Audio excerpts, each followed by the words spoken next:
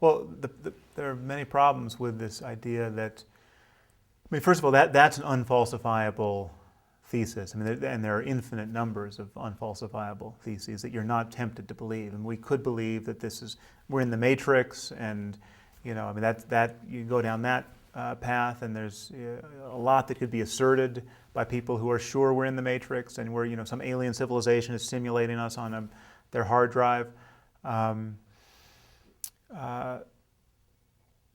One problem is that we have many holy books authored by the creator of the universe, and they're in conflict.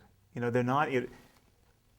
The New Testament makes it perfectly clear that Jesus is the Son of God, really the Son of God, and you have to believe this, otherwise you're going to spend eternity in hell.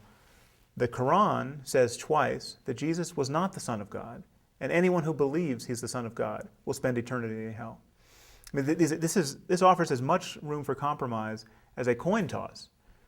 So let's say we just knew that one of those claims was right.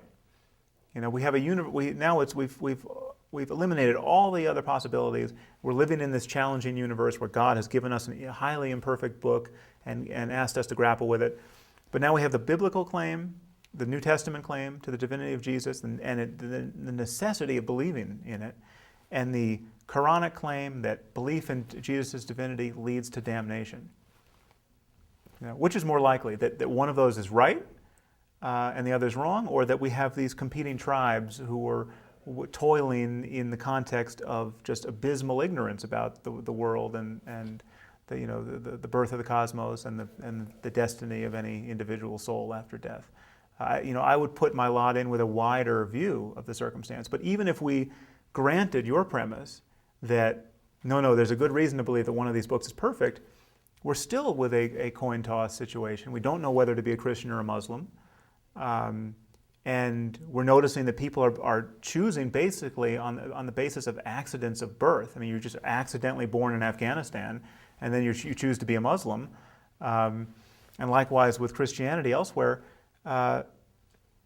it's a very strange sort of loving God who would have created this circumstance. That by mere accident of birth, you are raised to believe that a certain book was and let's say rightly raised to believe that this book was the perfect book. But if you happen to be born in China, you go for centuries without hearing about this. It's a strange, for I think obvious reasons, a totally provincial and implausible scenario, and yet it's the scenario that most people believe in the 21st century.